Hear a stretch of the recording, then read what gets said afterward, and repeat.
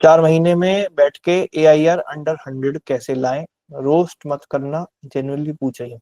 मैं रोस्ट कहाँ करता हूँ? मैं तो सीधी सीधी बातें बताता हूँ जो तुम्हें मिर्ची लग जाती है। रोस्ट नहीं बोलते उसको, रियलिटी चेक बोलते हैं। आर से उसका दूसरा एक टर्मिनोलॉजी होती है। तो आपको ये देखना है सबसे पहले कि जिनकी NLSIU में सिलेक्शन होती है जनरल रैंक से, जो मतलब 100 के अंदर लेके आते हैं, वो ऐसा क्या करते हैं खास? कुछ पॉइंटर बना लो A4 साइज शीट में, ठीक। और हर बार, हर मोमेंट पे, हर आधे घंटे में, हर 15 मिनट में अपने आप को उनसे कंपेयर कर दो। AIR वन मान लो, कोई एक XYZ इंसान है, भले ही आपको उसका नाम भी नहीं पता हो, कि AIR बन के 103 पॉइंट समथिंग समथिंग नंबर आए थे। मैंने आपको पहले भी बताया, आपको पता भी होगा। 103 आए थे उसके तब, जब किसी के भी डबल डिजिट से ऊपर आए ही नहीं सब। एक दो लोग के आए थे बस 103 और समथिंग समथिंग कुछ, ठीक। तो सिर्फ एक दो लोगों के बस पिछली साल क्लैट के पेपर में ट्रिपल डिजिट में स्कोर आया है, ठीक है। तो अगर आपको ऐसा कुछ करिश्मा चमत्कार कुछ करना हो तो आप क्या करोगे? पहले तो उसको नोट डाउन करो, क्या क्या चीजें मैं बता देता हूँ आपको, क्या पता होगी, ठीक है। तो लिख लो क्या क्या चीजें हैं।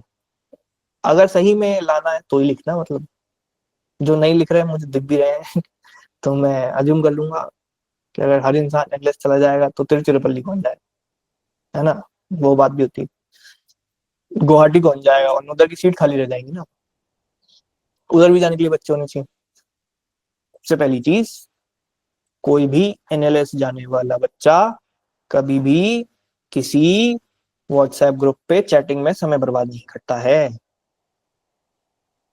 जिस जिस का मुंह चलता दिखा है मुझे व्हाट्सएप पे, इतिहास गवाह है। आपने पिछली साल किसी भी चैटिंग में तरुण अग्रवाल का नाम नहीं सुना होगा। महावीर लड्डा का नाम आपने कहीं नहीं सुना होगा, कहीं किसी ग्रुप में पिछली साल। ये कहाँ कहाँ बैठे हैं? एक NLU जोधपुर में बैठा है, एक GNLU गांधीनगर में बैठा है। कहीं सृष्टि नेगी का नाम सुना आपने चैटिंग में? नहीं सुना। कहीं आपने संस्कार लिडोरिया का नाम सुना चैटिंग में? नहीं सुना। तो harsh but true that your chatting, even if it is necessary.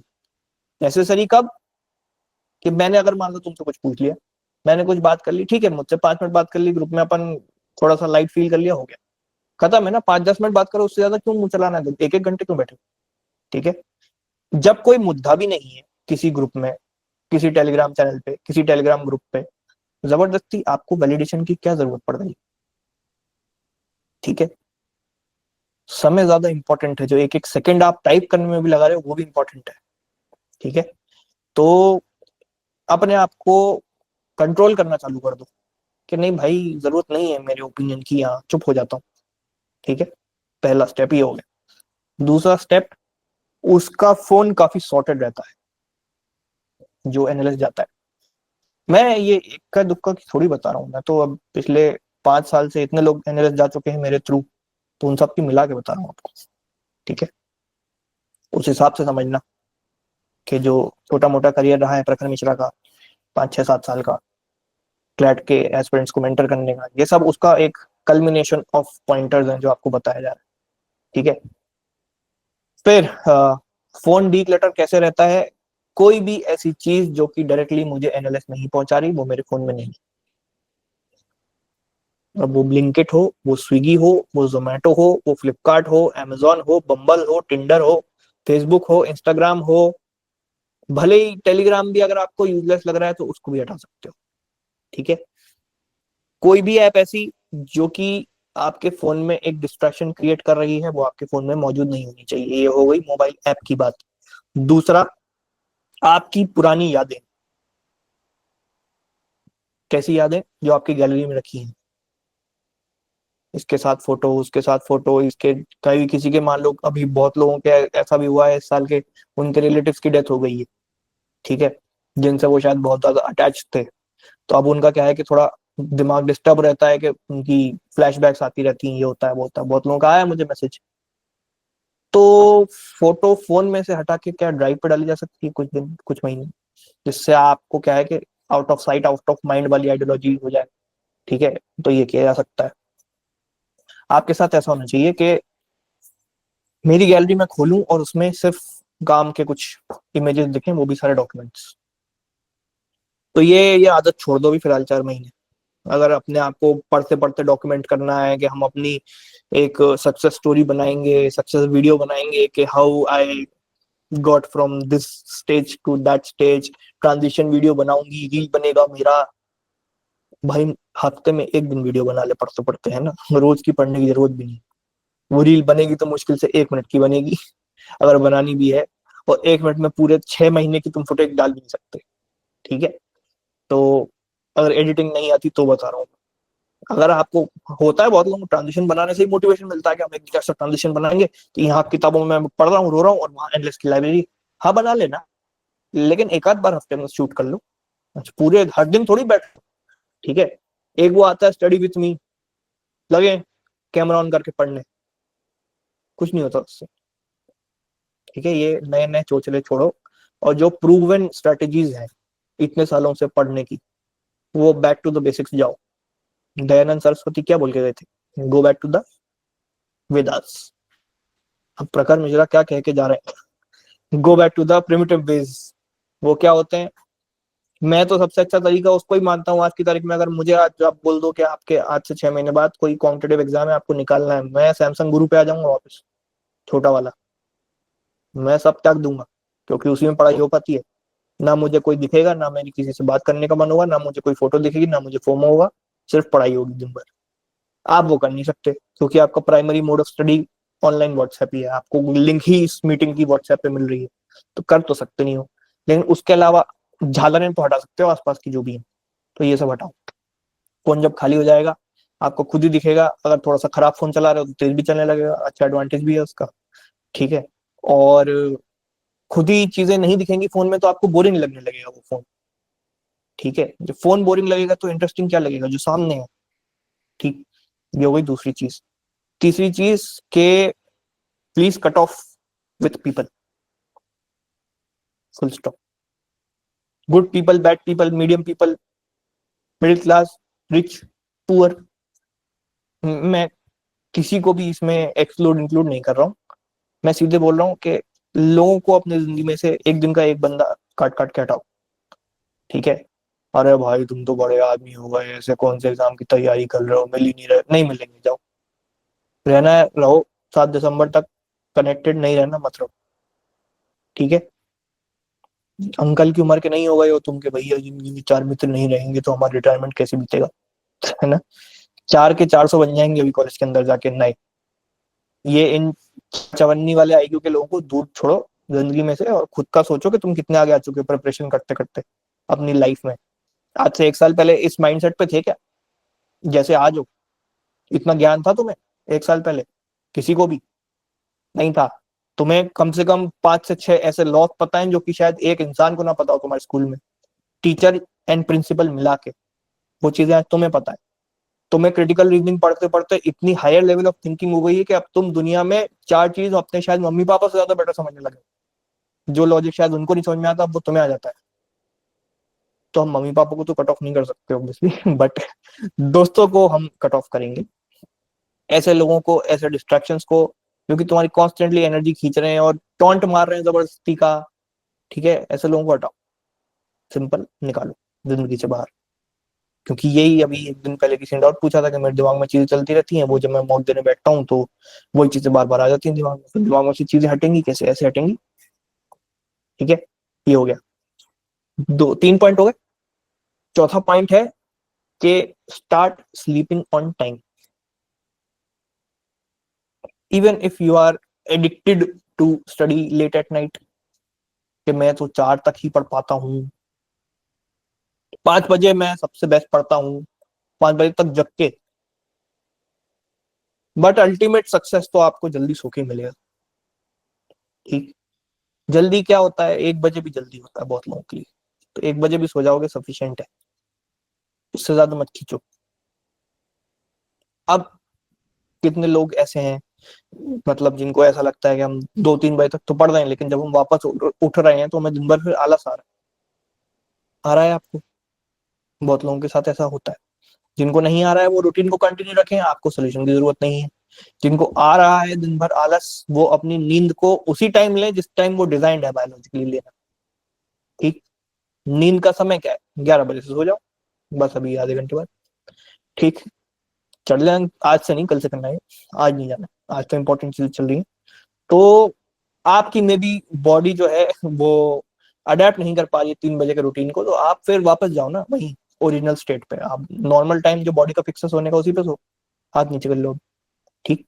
तो ये बात, रूटीन ठीक करोगे, सोने की बात हो रही है यहाँ पर, तो वो आपको कहीं ना कहीं आलस से बचाएगा दिन भर के जो आ रहे हैं। ठीक। और जब भी आपको आलस आए, दिन में बहुत बार ऐसा मन करता होगा कि यार खाना खा लिया, स्पेसिफिकली दिन के खाना खाने के बाद होता होगा, अब यार खाना खाने के पहले मन हो रहा था पढ़ने का, मन ही नहीं हो रहा है। ठीक है। ज्यादातर ये खाना खाने के बाद ही आता है आलस दिन में। ठीक है। तो पहली बात तो अपनी डाइट को आधा कर दो। अब कोई कितनी भी बुआ मौसी आके बोलने लगे, अरे कितनी सूखी सी हो गई है बेटा, कुछ खाती नहीं है, तेरा तो नहीं खा रही ना, मुंह अंदर बुढ़िया। ठीक। तो ऐसे सीधा बोल के आगे बढ़ाओ, जितना खा रही हूँ अपने माँ बाप का खा रही हूँ ना, तू चुप रहे, सीधे बोल दो और उनको भगा दो, सिंपल। तो कहना तू चुप कर, मेरा पेपर नहीं निकला तुझे पीटूंगा, तेरे खाने की वजह से, तेरी नजर में मोटी होने की वजह से मेरा पेपर नहीं निकला। ठीक है। तो इन सब को चुप कराओ। क्लियर। कि खाना जो है, अब हम पहले भी आपको बहुत बार बताया मैंने, आप अगर अपनी डेली डाइट में बहुत हैवी मटेरियल रखोगे, ठीक है, स्पेसिफिकली अगर डेली ही नॉनवेज चल रहा है, तो वो आपको असर दिखाएगा ना। कहाँ दिखाएगा, वो आपके दिमाग को लेथार्जिक बनाता है। मैं नहीं बोल रहा हूँ, बायोलॉजी बोल रही है, कभी किताबें उठा के पढ़ी है, नहीं पढ़ी तो जाके यूट्यूब वीडियोस देख लो। आपकी डाइट का डायरेक्ट असर है आपके आलस पे। तो भैया जरा, एक या दो रोटी कम खाने की बात हो रही है यहाँ पर, एक या दो मील कम खाने की बात हो रही है बस यहाँ पर, बस इतनी बात हो रही है। ऐसा नहीं बोल रहा हूँ दिन में एक ही एक कटोरी चावल खाओगे, ऐसा नहीं चल रहा है। ठीक है। तो ये बात है, आप अगर और शाम के 7 बजे के पहले खा लोगे खाना, सबसे बेस्ट। इंटरमीडियंट फास्टिंग फॉलो कर लो 16 घंटे की, 4 दिन भूख लगेगी, 5वें दिन से मजा आएगा, एनर्जी लेवल खुद ही राइज होंगे अपने आप। किस किसी कोई ऐसा है जिसको इंटरमीडियंट फास्टिंग का नहीं पता कंसेप्ट क्या होती है? एक इंसान है, उससे पूछ लेना, उसका नाम है जीपीटी, चैट जीपीटी, सब बना के देगा आपको। उसके आगे आपको 4 रेसिपी बता देगा कि इसके बाद क्या खाना है। ऐसे मामले में मुझे सबसे बढ़िया जैन लगते हैं। उनका शाम शाम को एक फिक्स टाइम है, उसके पहले खाना हो ही जाता है उनके घरों में। सनराइज के बाद वो खाते नहीं है ज्यादातर, जो जैन फैमिलीज होती है। तो ये बहुत बढ़िया कंसेप्ट है। ठीक। तो ऐसे में तुमने कभी कोई बहुत ज्यादा पेटू जैन नहीं देखा होगा, सब पतले से ही देखे होंगे, स्लिम। ठीक है। और फुल ऑफ एनर्जी, एक्सेप्ट कुशल जैन, इनको तो आलस ही आता रहता है। ठीक। तो अब ये बात हो गई, ये कितने पॉइंटर्स बता दिए मैंने, 4 हुए हैं, 5 हुए? 4 हुए। खाना हो गया, क्योंकि अब मैं, आपको लग रहा होगा ये पॉइंट कनेक्ट कहाँ मार रहे हैं, ये कनेक्ट मारेंगे। ओवरऑल आपको आलस आ रहा है तो एकेडमिक रीजन थोड़ी है उसका कि आलस आ रहा है मुझे, बायोलॉजिकल रीजन है, हमें सब कुछ सही करना है। जब तक आलस नहीं जाएगा तब तक पढ़ाई नहीं हो पाएगी, पढ़ाई पे तो आएंगे ही। ठीक है। खाना आपने लाइट कर दिया, लोगों को कट ऑफ कर दिया, तो यहाँ पे, यहाँ से सही हो, यहाँ से सही हो, पेट से भी सही हो, सब सही है। जितना कम खाना पेट में जाएगा, जितना अब, और पांचवी चीज, अगले कितने 120 दिन बचे हैं मोटा मोटा, 120 डेज। ठीक। कितनों को ये रियलाइज अभी हुआ है कि 120 दिन ही बचे हैं? 4 महीने पूरे पूरे। ठीक। 4 मंथ्स। एंड क्या आप अफोर्ड कर सकते हो कि कोई एक रैंडम बाहर का खाना आपको फूड पॉइजनिंग करके 7 दिन बेड पे बिठा दे?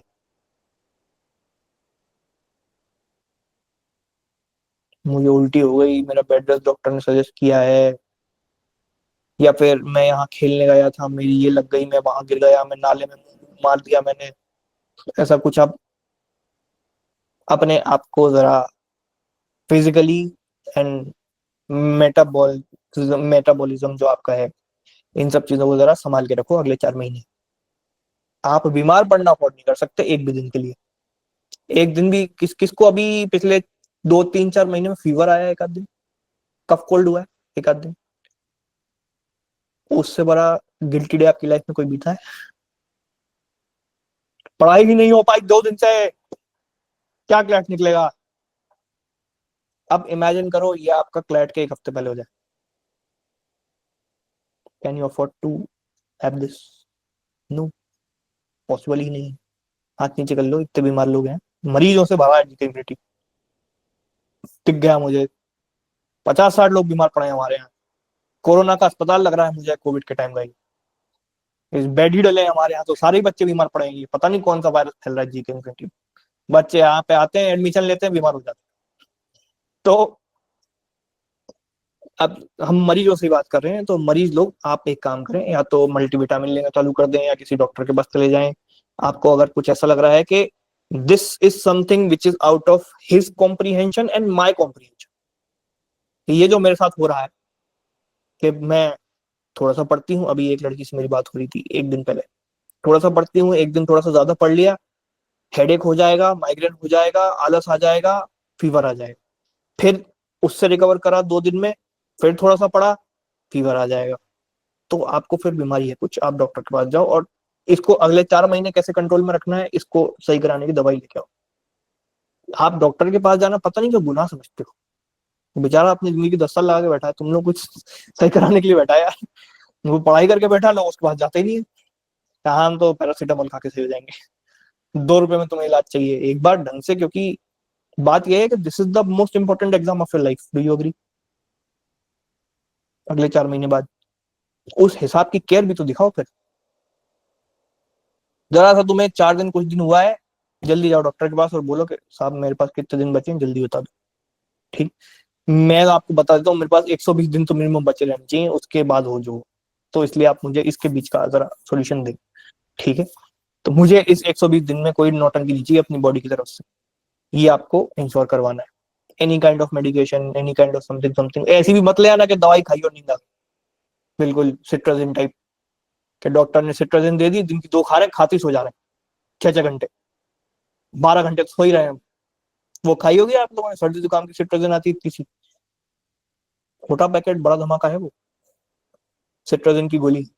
कोविड के टाइम भी खाई होगी, इतनी सी खाओ, और जो 7 घंटे सुलाती है उसके बाद कोई जग नहीं सकता उसको खा के। ठीक है, मैं जग लेता हूँ। मुझे ना, मुझे कॉफी सुला देती है और सिट्राजिन जगा देती है, उल्टा है कुछ अंदर वायरी। अब हम यहाँ पर आ गए कि हमने फिजिकली भी अपने आप को सही रख लिया, हमने बाहर का कुछ खाया भी नहीं, से नो टू आउटसाइड फूड। 4 महीने बाद खाऊंगा, खाऊंगी एज अ रिवॉर्ड, खाऊंगा ही नहीं। क्योंकि आपको अपने घर के तेल का पता है, घर की चीजों का पता है कि मम्मी बना रही, गलत तो नहीं बना रही होंगी कभी भी हमारे लिए कुछ। ठीक है, बाहर का तुम्हें क्या पता। हमारा एक गोल तो है कि हमें बीमार नहीं पड़ना है, दूसरा गोल ये है कि हमें आलस भी आएगा, क्योंकि बाहर से तुम ऐसा तो है नहीं एवोकाडो सैंडविच खा के आ रहे हो, बहुत बड़े रईस हो, है ना। खा तो समोसा ही रहे हो जाके चाट की दुकान पे। ड्रैगन फ्रूट का सलाद तो नहीं खा रहे हो तुम बाहर जाके, है ना, तुम खा तो यही रहे हो फालतू चीजें। तो वही बात है, कोई है ब्रोकली शेक पी के आ रहा हो कहीं? कोई नहीं, है ना। तो अब बात यह है कि आप खा तो अनहेल्दी रहे हो, तो इसलिए एक काम करो, इसको लिंक कर दो रिवॉर्ड से। अब मजा आएगा जब हम फाइनली अपना फेवरेट फूड लिस्ट बनाते जाओ, जो भी क्रेविंग होती जाए। इस दिन मुझे इतने बजे पानी पूरी की क्रेविंग हुई, लिख लिया एक्सेल शीट में या फिर किसी डायरी में। इस दिन मुझे इतने बजे समोसा खाने की क्रेविंग हुई। तो ये सारी की सारी आपने खुद देखा होगा कि आप, बहुत लोगों को ऐसा भी एडिक्शन होता है कि भाई पानी पूरी दिखी तो रुक ही जाती है इनकी गाड़ी ऑटोमेटिक, कहीं से भी जा रहे हो। ठीक है, तो ऐसा मेरे साथ था एक बार जिंदगी में फेस।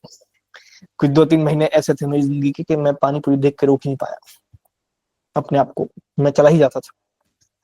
फिर उसके बाद मैंने इतनी खा ली कि अब दूर से ही देख के ऐसा लगता है कि रहने दो। सेम हुआ है मेरे साथ और डोमिनोज के साथ, इतना खा लिया कि अब मन ही भर चुका है डोमिनोज से, मैं कभी जाता ही नहीं हुआ। तो ऐसी चीज है, आपको, आपका क्या है कि फिर ये डोपामीन भी आपका रीसेट हो जाए, और फिर आप क्या करोगे कि आप एटलीस्ट एक रिवॉर्ड सिस्टम पे ले आओगे अपने आप को के ये लिस्ट है। ये क्या है, जब आप ये लिस्ट को 7 दिसंबर के बाद देखोगे अपनी रैंक के साथ, तो ये आपकी विक्ट्री लिस्ट है। इन इन क्रेविंग्स पे मैंने इतने दिन अपने आप को कंट्रोल किया, ये माइक्रो विंस है आपकी डेली बेसिस पे। विल पावर को कंट्रोल कर रहे हो ना, at the end of the day क्या है ये, वही तो है। अपनी क्रेविंग्स का गुलाम क्यों बन रहे हो? यहाँ मनाया ये कर लिया, वहां मनाया वो कर लिया, टेस्ट मैच की हाईलाइट देखनी तो अभी हाल तुरंत देखेंगे, ये नहीं कि पहले पढ़ लें 1 घंटे। अपने मर्जी के मालिक बनने का ये समझ नहीं। क्योंकि अगर यहाँ मर्जी के मालिक बन गए 4 महीने, तो हमेशा जिंदगी भर के लिए किसी के गुलाम बन जाओ। किसके? ये पूरे डार्क लीगल वर्ल्ड के, जो कि आपको बस लूटने बैठा है। ला 7 लाख रुपए फीस, ला 17 लाख रुपए फीस, तू पढ़ मेरे यहाँ से, ठीक है, दूंगा तुझे 84 lakhs का पैकेज, मैं ही दूंगा, 84 लाख दूंगा, ठीक है। तो ये चीज हो गई, आपने ये सब कंट्रोल कर लिया। अब आपने, जब ये चीजें आएंगी, कोई भी चीज आपके दिमाग में पोस्टपोन करने के लिए आए दिमाग में, कभी भी, हम ये अगला पॉइंटर है जो बता रहा हूँ आपको, बहुत बार ऐसा होता होगा यार ये आज तो नहीं हो पाएगा, इसको कल कर लेते हैं, ठीक है। मैंने मान लो 4-5 चीजें आज की प्लान करके रखी थी कि मैं आज एक वीडियो रिकॉर्ड कर दूंगा, कल यूट्यूब पे डाल दूंगा। अब मान लो मेरे दिमाग में अभी आ रहा है कि यार ये लोक अदालत लंबी चली जाएगी, तो नींद आ जाएगी, थका हुआ हूँ दिन भर का, तो एक काम करते हैं कल सुबह जल्दी उठ के कर लेंगे। मुझे पता है आप भी ये सोचते हो, तो आज टाइम से सो जाता हूँ, कल सुबह जल्दी उठ के कर लूंगा ना, समय से नींद आ पाती है ना कल सुबह उठा पाता है ना। तो इसका एक मूल मंत्र है, जो चीज अभी हो सकती है वो उसके बाद कभी नहीं हो सकती, ठीक है। ये लिख के रखा, ईदर इट इज नाउ और नेवर, लिख लो अपने सामने कभी भी कहीं भी, जो आपकी स्टडी टेबल हो, क्योंकि यहीं पर पूरा मंत्र छुपा हुआ है आपके AIR 1 लाने का। मैं तो 100 भी नहीं कह रहा। जो चीज आपने अभी निपटा दी, वो अभी ही निपट गई, वो कल शायद कभी नहीं निपट पाए। एग्जाम्पल के लिए, ये मैं अपना एग्जाम्पल बता रहा हूँ। अभी अगर मान लो, मेरे साथ होता है बहुत बार, जो मैं, और ये मैंने खुद पर्सनली लाइफ में भी अप्लाई किया, तभी शायद थोड़ी बहुत चीजें अचीव कर पाया आज तक, ठीक है। कि अब जैसे आपने बहुत बार देखा होगा, अभी कुछ दिनों, 1-2 हफ्ते पहले, अभी पिछले ही हफ्ते की बात है, रिकॉर्डिंग आपका, रिकॉर्डिंग डल गई है, डॉक्यूमेंट डल गया, ये मैसेज आपको कितने बजे आए? सुबह 8 बजे शायद, 7:30 बजे, विक्ट्री ग्रुप पे, ये रिकॉर्डिंग अपलोड हुई। ये कब है? मैं तैयार होकर कॉलेज जाने के लिए बैठा हूँ, उसके बीच में काम कर रहा हूँ, नहा के बैठा हूँ मैं कि कॉलेज जाना है, बस अभी बस दूध पिया या फिर केला खाया है, और ये इस बीच में लैपटॉप पे मैंने ये वाला काम कर दिया, क्योंकि अगर मेरे पास 10 मिनट भी है और मैं ये काम कर सकता हूँ, मैं कर दूंगा कॉलेज जाने से पहले। फिर मैं ये सोच रहा हूँ कि नहीं यार, एनएलआई में चले जाते हैं, पहली क्लास के बाद देख लेंगे, बीच में 10 मिनट का ब्रेक मिलेगा तब कर, नहीं होता फिर, ठीक है। तो वो कल करे सो आज कर, आज करे सो अब, वो वाला है। अब ही करना है जो करना है, the right time is now. अब यही सेम एग्जांपल, मैं सोचूं कि लोक अदालत लंबी खिंच जाएगी, उसके बाद नींद आ जाएगी, तो एक काम करते हैं, वो जो एक 10 मिनट का वीडियो रिकॉर्ड करना है कल कर लेंगे। लेकिन अगर मैं थोड़ी सी हिम्मत कर लूं और अभी ही, भले ही मुंह धो के, थोड़ा मुंह पे पानी वानी मार के, ताजा देख के अभी रिकॉर्ड कर दूं, तो कम से कम वो वीडियो तो कल चली जाएगी, डिले तो नहीं होगा मेरे एंड से, वीडियो तो आ जाएगी आपके पास, ये बात है। और मेरी जिंदगी में से क्या गया? जरा सा पेन हुआ मुझे, कह रहे यार आधी रात में मुंह धोना पड़ गया, नींद को 10 मिनट आगे खींचना पड़ गया, इसका रिवॉर्ड क्या था? काम हो गया, जो कि शायद होता ही नहीं इसके बाद। क्या आप इतना कर सकते हो? इतना ही नहीं करना, और भी चीज करनी, इतना तो कर सकते हो, इतना कर लोगे आप पहुंच गए टॉप 3। अभी भी NLS नहीं पहुंचे, टॉप 3 तो पहुंच गए, क्योंकि इतने में पहुंच जाते हैं। दिस इज क्विंट एसेंशियल, ठीक। अब ये हो गया, हमने अगर ये वाला मेथड अपना लिया है कि ये चीज तो अभी होगी वरना कभी नहीं हो पाएगी, क्लियर। एग्जाम्पल के लिए, लोक अदालत आज, बोला मैंने कि क्लास तो चलो आज हो नहीं रही थी, ये चीज जो पेंडिंग है कि मुझे लेनी ही है लोक अदालत, अब मैं चाहे इस हफ्ते में बाद में लूंगा, मुझे क्या पता मुझे आगे समय मिल पाए नहीं, आज ही लोग खत्म करो। डाउट होंगे आज ही सुनते हैं खत्म करते हैं, सोल्यूशन देना आज ही सुनते खत्म करते हैं। तुम्हें जो चीज का सोल्यूशन 3 दिन बाद मिलता, तुम्हारी जिंदगी के 3 दिन तो बचे आज, आज सोल्यूशन मिल गया उस चीज का, ठीक है। तो ये आज का प्राइम एग्जाम्पल ले लो, जो चीज अभी हाल हो सकती है उसको करके निपटाओ, खत्म करो। अब बात यह है कि आप बहुत चीजों में सोचते हो कि यार शायद इतना परफेक्शन नहीं आ पाएगा, क्या पता अभी मैं अपने 100% एनर्जी वाले मोड में नहीं हूँ, ठीक है। ये आपको नहीं पता, मुझे पता है मैं नहीं हूँ 100% एनर्जी के मोड में, मैं 90% पे हूँ। और अगर मैं इस परफेक्ट मोमेंट का इंतजार करूं कि जिस दिन मेरा दिमाग 100% चल रहा होगा उसी दिन करूंगा, तो उससे अच्छा 90% है आज का, ठीक है। ये बात। जाकिर खान की एक लाइन थी, कल का ताजमहल किसको चाहिए, आज का झुमरी तलैया दिखा दो। ठीक है, तो आप तो आज का सब स्टैंडर्ड काम ही दे दो मुझे, चल जाएगा, लेकिन आज चलेगा। ये होता है उसका सोल्यूशन। कल का ताजमहल बनाने बैठे तो बनेंगे 22 साल में। ठीक है, ये बात होती। अब ये हो गया। अब कोई भी एक्शन आप ले रहे हो, कोई भी मॉक एनालाइज कर रहे हो, एनालिसिस करने में भी बहुत लोग गलती करते हैं कि वो ये देखते हैं कि मेरी गलतियां मुझे पता तो लग गई, लेकिन अब इसमें जो प्लान ऑफ एक्शन बन रहा है उसमें ये हो सकता है कि प्लान ऑफ एक्शन भी बहुत तरीके के बनते हैं, आप अपनी गलतियों को ठीक कैसे करते हो। कभी कोई अपने बारिश के टाइम पे ऐसी रोड रोड उखड़ी हुई देखी है जिसमें गड्ढे वड्ढे हो गए होंगे। ठीक है, आपने ये भी देखा होगा कि उन गड्ढों को सही करने के बहुत तरीके होते हैं। आपके मोहल्ले के पास की कोई सड़क है तो क्या पता उसमें मिट्टी भर देगा कोई, काम चल जाएगा कुछ दिन। कुछ सड़कों में पैचवर्क हो जाता है ऊपर से, इतनी इतनी सही कर दो, कुछ पूरी नई सड़कें बन जाती हैं। तो गड्ढे तो हर तरीके से भरे, लेकिन काम बैंडेज वाला हुआ है, पट्टी वाला हुआ है, या परमानेंट वुंड हीलिंग हुई, उसमें अंतर होता है। तो आप जब मॉक एनालिसिस कर रहे हो तो आप सोल्यूशन किस लेवल का निकाल रहे हो, कि मुझसे अजम्पशन के क्वेश्चन नहीं बनते क्रिटिकल रीजनिंग में, आज अजम्पशन पढ़ूंगा, आज ही पढ़ूंगा, और 10 क्वेश्चन करे। अब आप उम्मीद कर रहे हो कि मैं अगले मॉक में इस पे हीरो बन जाऊंगा, 10 क्वेश्चन में हो जाएगा सही, इतना आसान है। कोर देखो, गलती अजम्पशन में हुई तो किस चीज पे हुई, अजम्पशन में ही है कि कॉम्प्रिहेंशन खराब हो रहा है, और क्वेश्चन सॉल्व करने हैं तो मिनिमम 20-25 करो किसी भी कंसेप्ट के सही करने के लिए। ठीक है, तो ये है, आपको अगर मॉक के एनालिसिस के बाद सॉल्यूशंस निकालने हैं तो उसकी डिग्री देखो, ये सॉल्यूशन क्या मुझे AIR 1 ला के देंगे।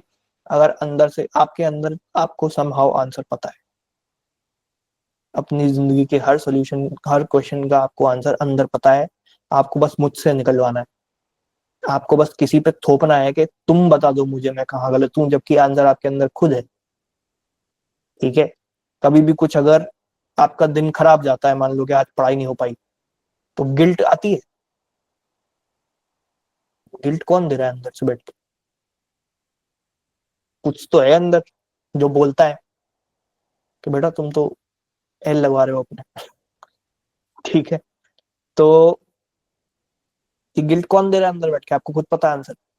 ठीक है, अब अगर आप उसी इंसान से पूछ लो जो अंदर बैठा हुआ है कि ये जिस तरीके से मैंने मॉक दिया है, क्या मेरी AIR 1 आएगी, खुद ही बता देगा वो, बेटा अगले 4 साल में नहीं आएगी तेरी। ठीक है, तो ढंग से इधर पढ़ाई कर।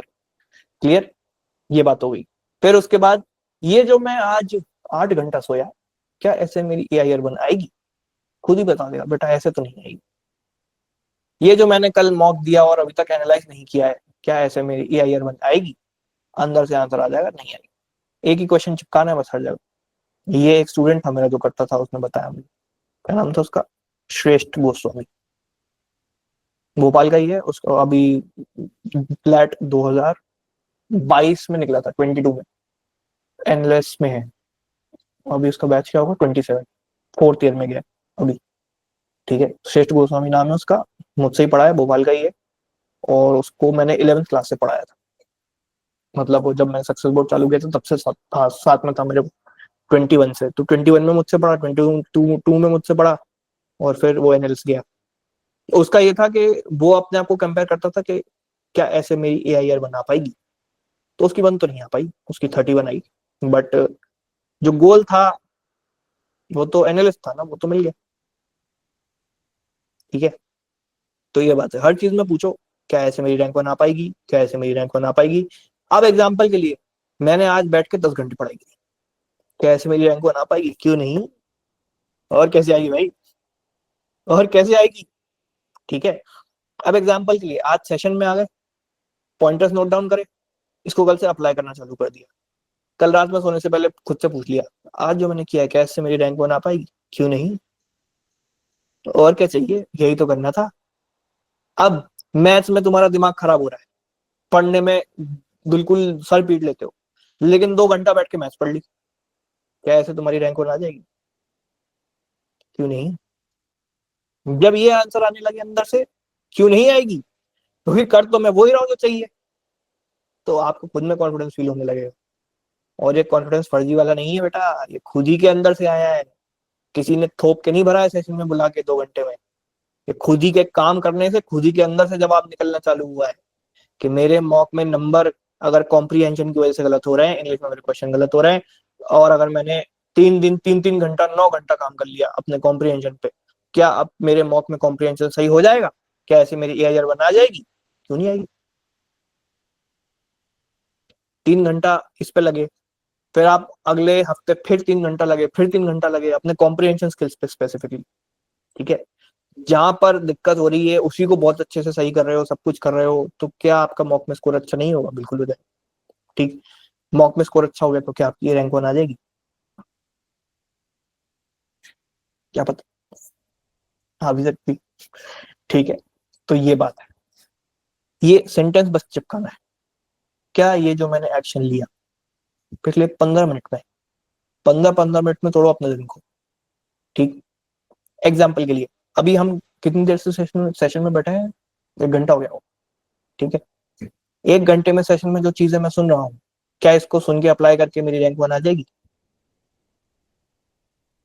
मतलब सेशन में बैठना वर्थ इट था, गुड डिसीजन। ठीक, अब यही कोई रैंडम जी मीट है जिसमें बस बकवास चल रहा है, क्या ये जी मीट में बैठ के मेरी रैंक 1 आ जाएगी? अंदर ही है आंसर, अंदर से ही निकल रहा है। मैं थोड़ी बोल रहा हूँ, मैं हाँ या ना, मैंने दोनों ही क्वेश्चन पे नहीं बोला, आप ही ने बोला। यू समहाउ नो कि क्या करना है, आपको बस मुझसे निकलवाना रहता है। तुम सारे हनुमान हो और मैं हूँ जामवंत। ठीक है, पता तुम्हें सब है तुम कितने केपेबल हो, बस तुम्हें मुझसे निकलवाना रहता है कि बेटा तुम जब छोटे थे तब तुम सूरज निकल के आ चुके हो, तुम अभी ये सोच रहे हो कि मैं उस तरफ कैसे जाऊंगा? जरा अपनी शक्तियों को रियलाइज करो और देखो कि तुम कितने केपेबल हो। ठीक है, खुद सोचो तुम कितने ओलंपियाड टॉप कर चुके हो, तुम कितने मेडल लेके आ चुके हो, तुम कितने एग्जाम्स में टॉप कर चुके हो।